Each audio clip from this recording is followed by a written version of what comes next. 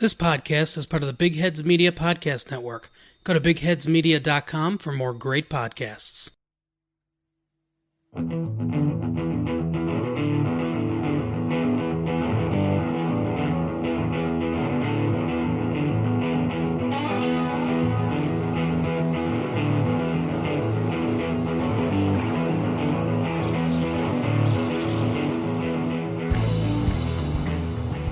Hello, everyone, and welcome to Meow Mix, a Carolina Panthers podcast. My name is Steven. My name is Jerry. And we're here to talk about the big trade that was announced yesterday on Monday. No, what day is today? Today's Thursday. Yesterday on Wednesday, March the 4th, I believe. We should start doing that, like put in the dates because, you know, who knows when people are going to listen to this. So March the 4th, the Panthers announced a trade. I believe I mentioned that halfway through the season. You probably And it did. just never stuck. Yeah, you probably did. Either way, first of all, Jerry, how are you doing? I'm doing great. Baby update. Baby's still okay. Baby's still there. Good. Still doing good. Good. Crying when hungry. Sleeping most of the day. Sounds like a baby. Yeah. Yeah, baby doing baby things. All right. So the Panthers news. Interesting trade. Mm-hmm. Interesting trade. The Panthers trade offensive guard Trae Turner to the Los Angeles Chargers for tackle Russell Okung. So we'll kind of deep dive into this, but let's start off just talking about, and this is just a player for player trade, no draft picks involved, at least that we know of right now. This is just player for player. Do you like this trade for the Panthers offensive team? Let's just start right there. Let's just start right there. Absolutely not. Yeah. I do not. Trae Turner was 26 years old, 5 Pro Bowls, pretty stalwart on our line. Yeah, he's had a couple, injuries and stuff like that, but still 26 years old. Great player, had 2 years left in his contract. He was going to be a higher paid guard, but he was really good. Now we're looking at, we have no starting guards on this team. Greg Van Roten's a free agent. Trae Turner's gone. Yes, we hopefully shored up the left tackle for this season only, because he's older and he's only signed for this year. I'm kind of at a loss. I guess they were trying to salary cap dump Trae Turner, but he's one of your good young players. I don't understand it. Yeah, kind of weird. Even if we weren't in complete rebuild mode, this is just a weird trade because you're getting rid of a 26-year-old, like you said, and made 5 Pro Bowls. Now, 3 of those Pro Bowls he made as an alternate, but still, that puts him in the upper top 10 portion of his position, right? Mm-hmm. Definitely a top 10 player at his position. And like you said, 2 years left on a manageable contract. I think his cap hit was like around $12 million or something this year. His cap hit this year is going to be roughly 8.9 million, he cap hit 8.9 million this year, Okay. and 11.5 it says next year. Okay, maybe I was thinking about next year. Reasonable cap hit. Trading him actually gives us dead cap. He's going to actually give us $9.6 million in dead cap, which is kind of crazy. Gonna put us. I want to say this because I'm looking at Spot Track, and I thought yesterday when I saw this that he would bump up to 15 million overall, and right now it's not showing no dead cap, but I guess that's for the Chargers. So I don't know if it's something different that I'm seeing. Yeah, there's an article I read that said trade gives Carolina $9.6 million in dead cap, and now we have a total of $37.5 million in dead cap space for 2020, which is crazy. I just don't understand what we're doing with the dead cap. I understand, Luke, we can't do anything with the dead cap on Luke Kuechly or Matt Khalil, but This seems very avoidable, in my opinion. This is a weird one. Like I said, I mean, we're trading for a 31-year-old guy who didn't even play most of last year because he had a pulmonary embolism, which is a very serious just deal. rub some salt on that wound and let him walk it off. That sounds nothing. Like, as most recently as December, he wasn't even sure if he was going to play this year, Russell Okung. I mean, it's quite possible that he just retires. He doesn't want to come play in Carolina.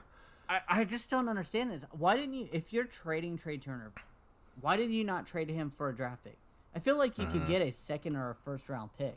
Yeah, I don't know if you could get a first round pick for him, but I think a second or a third easily.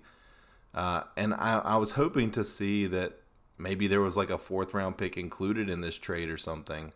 I think I'd been happy if that was the case. But there's nothing. It's just straight player for player. Okung makes more money than Trae Turner. I think he's making, 13? Yeah, he carries a cap hit of $13 million for this year. So, even more of a cap hit than Trae Turner.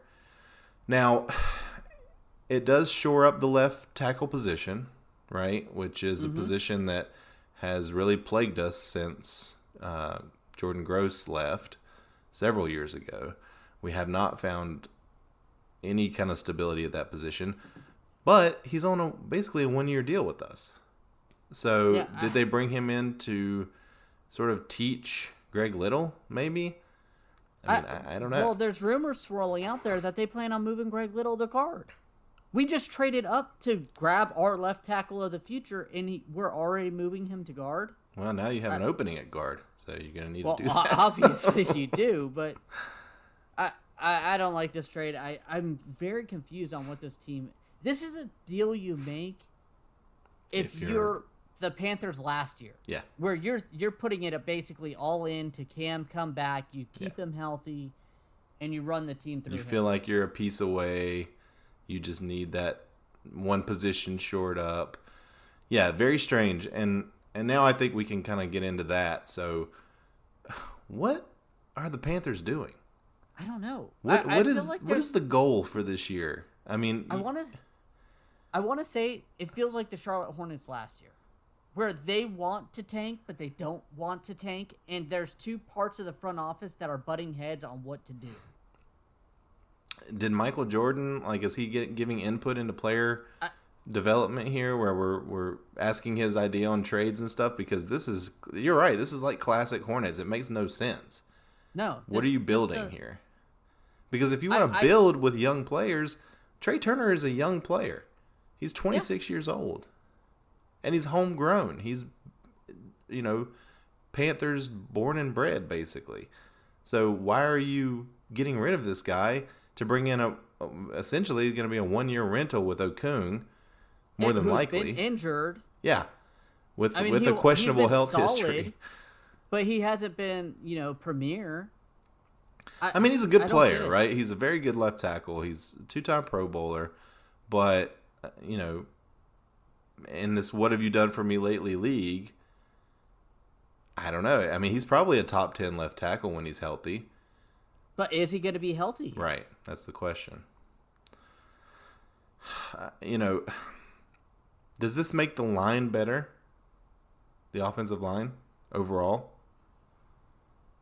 I would say no. I would think at best we're the same. Yeah. Again, if we traded Trae Turner for a pick, it would make more sense to me. Mm-hmm. The way that Matt Rule has been leading this team to a complete rebuild. But to trade him for an old left tackle with an expensive cap hit just doesn't make sense. Yeah, I'm hoping this is step one of whatever this process is. You're going to trade Okung for something because Okung has more trade value. But as of right now, this just looks dumb. It doesn't look like a smart move. And everything I've read, all the articles I've read, I've looked up Panthers, Chargers trade grades, from all these different sites. The Chargers are getting A+ from everybody. The Panthers are getting Fs and D-. They should. Nobody can understand what we're doing. I don't understand what we're doing. I don't either. I mean, I would love for a front office guy to come out and explain this type of trade. This trade makes no sense. yeah, I mean, No maybe logical they're sense. waiting until it becomes official. You know, in a week or so, a couple weeks, whatever the official date would be, before they say something. But I would love to know what the thinking was on this. Yeah, I mean, it's rare. Nothing against Russell Okung. It's Yeah. just I would prefer Trae Turner on the line than Russell Okung. I mean, I don't. I guess. I mean, Okung plays a more important position on the line. But I'm still in the sense that I don't know if he's able to play next year. Yeah, I mean, I guess if you're asking me like, would I rather have a healthy Trae Turner or a healthy Russell Okung, I would probably rather have a healthy Russell Okung. See, I would go with Trae Turner. I think the age is so huge. You just traded up to draft Greg Little. Granted, that was Ron Rivera, but Marty Herney's still here, so he's still drafting. Yeah. Well, So I guess I'm looking at it from like to be a left tackle for the future of this franchise. Right. I'm looking at it for 1 year. Who would I rather have for 1 year? I'd rather have Okung at left tackle. But you're right. Like in terms of, for the future, yes, I'd much rather have a 26-year-old. I mean, Trae Turner could end up going to 10 Pro Bowls in his career. Mm-hmm. Very and easily. it's very feasible. Yeah. He's already been to 5. He's at 26 years old. I mean, if you go to 10 Pro Bowls, you're pretty much a Hall of Famer. Yeah. I mean, honestly, like, there's not Even much. though that position is such a dead, hard to rate, if you go to 10 Pro Bowls, that's pretty solid where you can just be like, I went to 10 Pro Bowls, and they'll be like, all right, you're in. Yeah.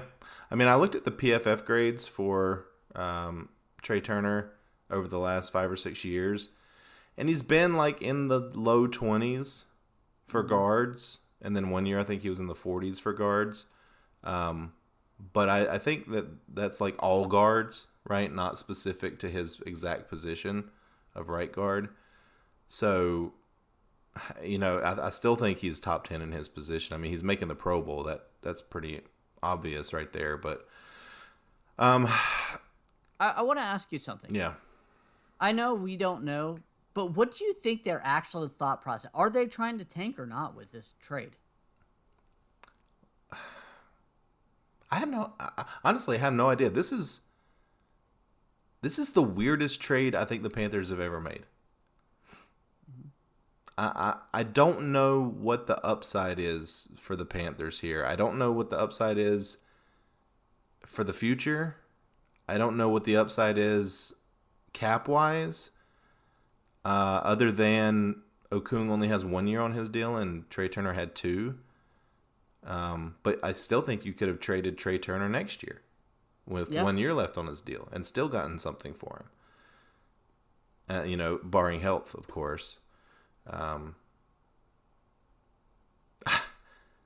don't know. I mean, you feel like all the talk coming out of the front office is prepare for a down year. Yeah, right? prepare for 3 years rebuilding. down the line us being good. Yeah, this is not a move that signals that. No. At all. And I also question, what is Cam Newton thinking?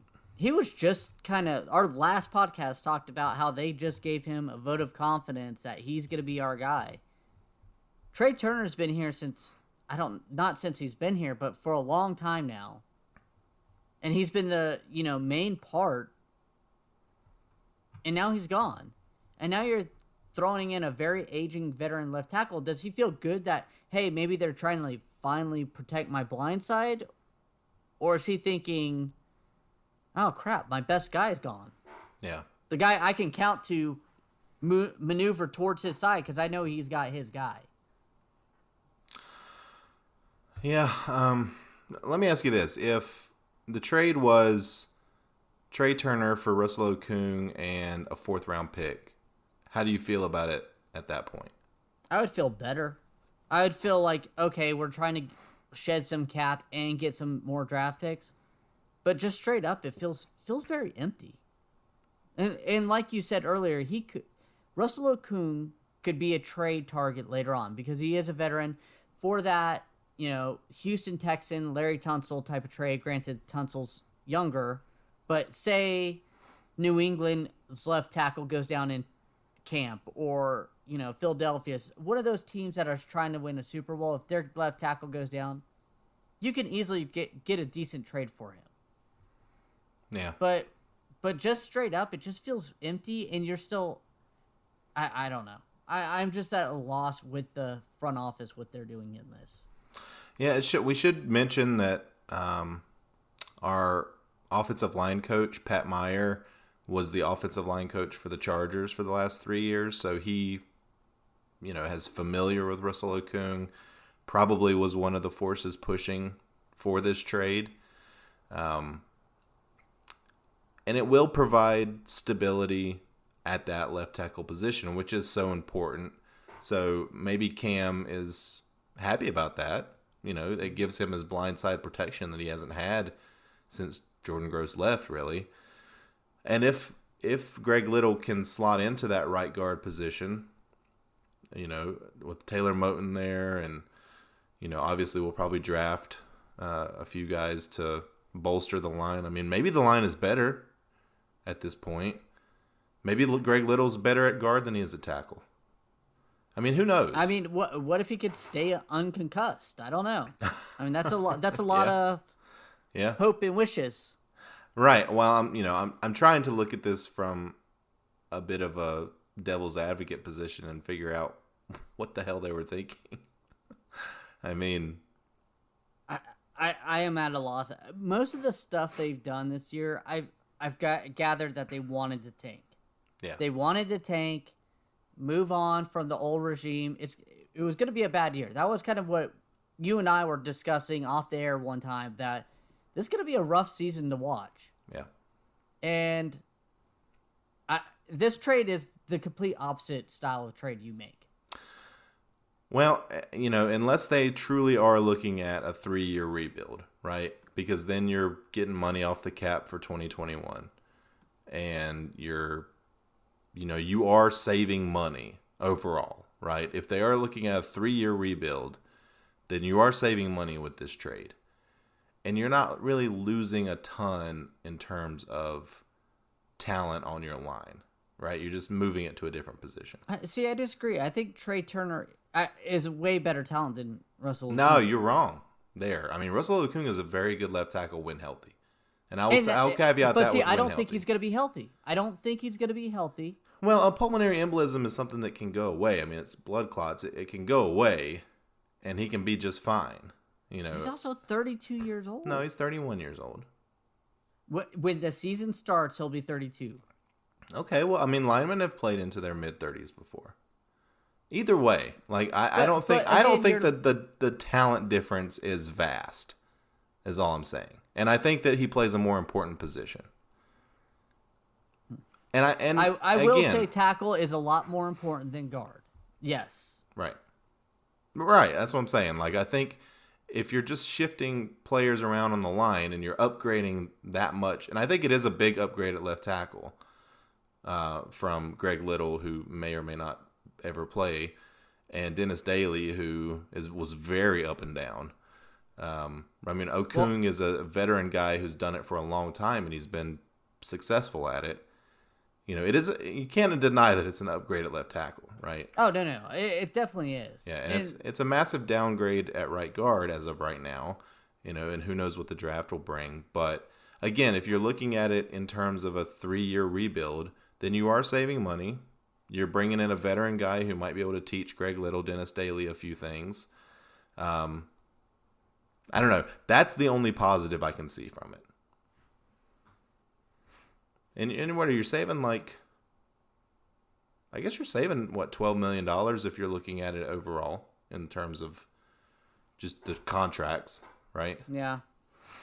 Contract-wise, yes. Yeah. But, I mean, does Tepper need to save that money? I mean, well, every team has a cap. We're going to have a lot of money coming off the cap in the next 2-3 years. Yeah, well, and we're going to have even more now that we don't have Trae Turner. So I don't know. Maybe I'm coming around on it a little bit. If we're looking at it like we're not going to compete next year.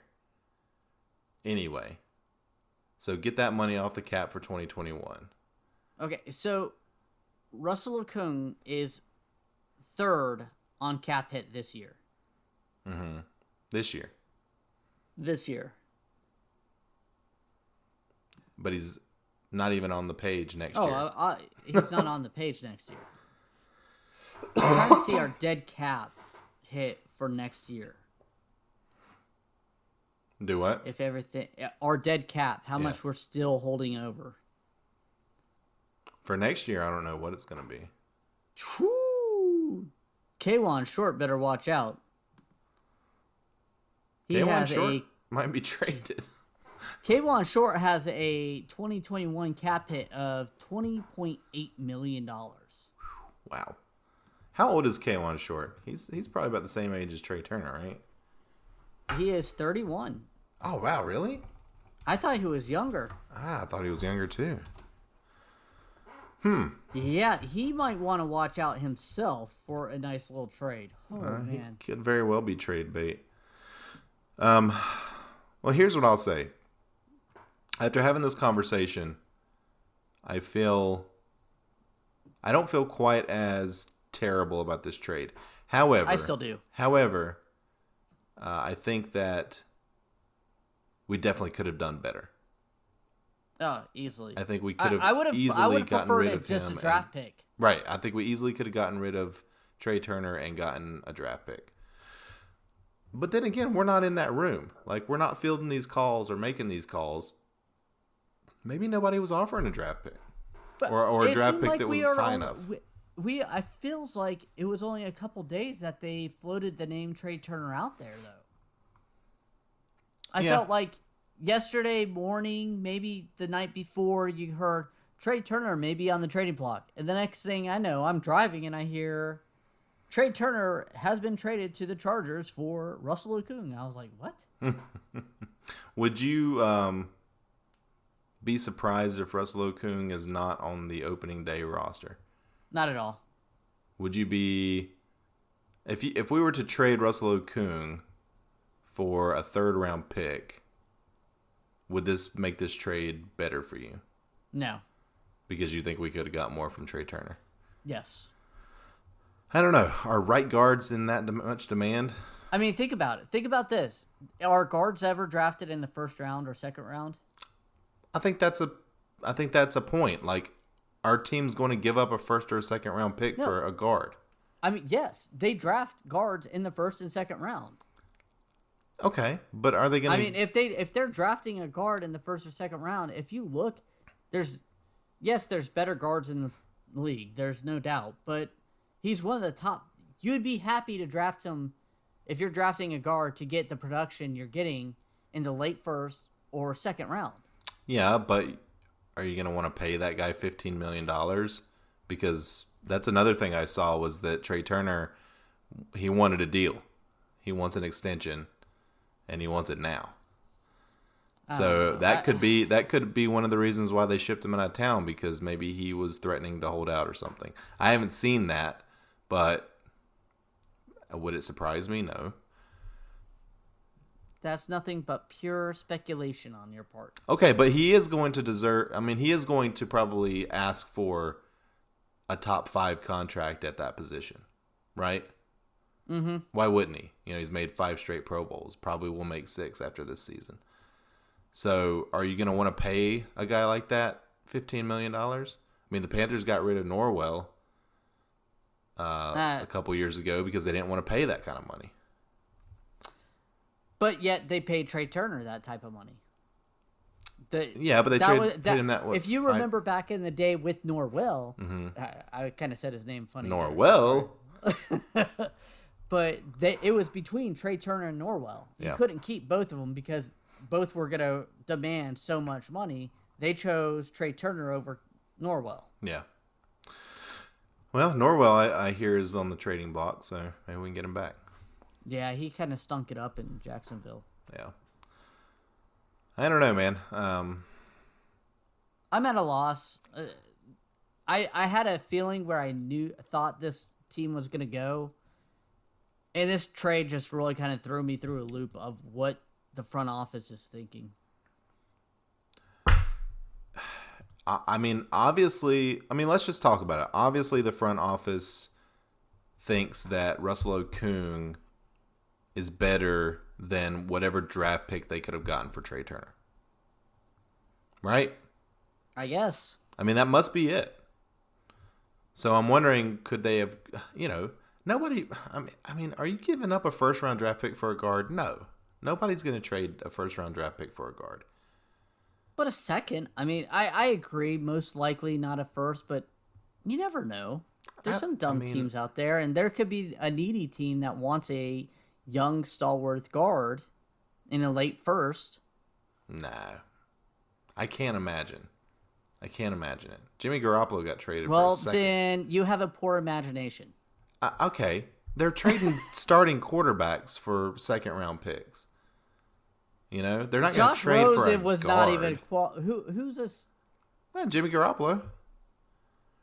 Yeah, that was a steal by the 49ers. Yeah. I think everybody knew that. I think that was a handshake deal between Bill Belichick and Shanahan. Nice little thank you. Let's see. I'm just trying to figure out, when is the last time that a offensive guard got traded and, what you would consider a, second tier offensive guard. Let's see. I don't know. I don't think we need to deep dive into that anymore. I think we both said our piece. I think it's very confusing on this point. I mean, my question is, where is this team going? What does this front office, Matt Rule, want to do with this team? Well, I truly do think that this is a multi-year rebuild, and this is just a way to dump salary. That's got to be what it is. Dumping salary. Well, I feel bad for Cam. I don't know if I feel bad for Cam because he does have the best left tackle he's had since being drafted here now. I was going to say, I really think that this is not a downgrade on the line overall. It's certainly a downgrade at right guard, but it's an upgrade at left tackle, which, as we discussed, is a more important position. So, and maybe we move Dennis Daly, who's better suited for a guard over a guard instead of Greg Little. Yeah. It's quite possible that this upgrades the line overall. I would be a little upset if we already gave up on Greg Little at left tackle, just because we did trade up and trade away a decent amount for him. Well, we're definitely not going to start him at left tackle this year. No, not with if Okung is on the roster. Yeah, right. If he's on the roster, so yeah, this is either step one of a multi-step plan, or this is just a questionable trade that will be forgotten about in a couple of years. And that's pretty much all it is. Let's also mention that the Panthers did make another personnel move. They signed defensive end Chris Smith to a one-year deal. Chris Smith was with Cleveland last year for part of the season. Played in 60 career games over 6 seasons, has 8.5 total sacks, 3 forced fumbles, and he only has 2 starts for his career. So this is a depth signing at a position that we need depth at. Probably going to be one of those, veteran minimum deals. Guy that might not make the final roster. We don't need to spend a ton of time talking about it, but this is the offseason, and there isn't a lot of news to talk about. So this is a guy. I think he's actually from the area. So yeah, he's from they call Carolina his hometown team. I'm not familiar with where he is. Salisbury, actually. Salisbury. So yeah. If he makes a team, I wouldn't be surprised. If he doesn't make this team, I wouldn't be surprised. How do you feel about... I always have a problem when the Panthers or the Hornets or really any of my teams sign a quote-unquote hometown guy, because I feel like they look at him differently, right? I mean, Will Grier is a prime example, I think, of a guy that maybe had his stock boosted in Marty Herney's eyes was because he's from the area. I think that Will Grier is actually a bad call for that because some people had Will Grier high on their depth chart or their draft board. He just didn't play that way. But I know what you mean. I'm thinking of like an Austin Duke, wide receiver for Charlotte who got the practice squad a couple years ago on Carolina Panthers team, who really didn't show anything in preseason or anything else. Yeah. Well, and it's really, it's the Hornets a lot because, they went through it. Miss the most obvious one here, Burson. Yeah, well, that was a Jerry Richardson, that was a Jerry Richardson deal there. But, the Hornets specifically, and just because we're talking about this, the Hornets always drafting Carolina players, UNC players, because of the Michael Jordan connection. Because the owner's from. Right. Yeah. That always just made me think, like, drafting Sean May and Raymond Felton and these guys just way too early in the draft. That always made me so mad. He's kind of gotten away from that a little bit, but... Well, unfortunately with the Hornets, Michael Jordan had way too much sway in drafting. I think he still does, unfortunately. But this isn't a Hornets podcast, so... Yeah. All right, well, I think we've thoroughly talked about this trade. Any other thoughts before we knock out of here? No. Yeah. I still think this is going to be a long season. Well, I think it's going to be a long few seasons. I agree. But hey, if Cam's here, at least we'll have something to root for. Mm-hmm. We'll see if he can at least increase his trade value through the middle of the season. Yeah. Well, as always, we want to thank everybody for listening. If you have any questions or comments, you can email us at mailbag@meowmixpodcast.com. Especially if you want to bring up any other thoughts on this trade, because I for one am dumbfounded.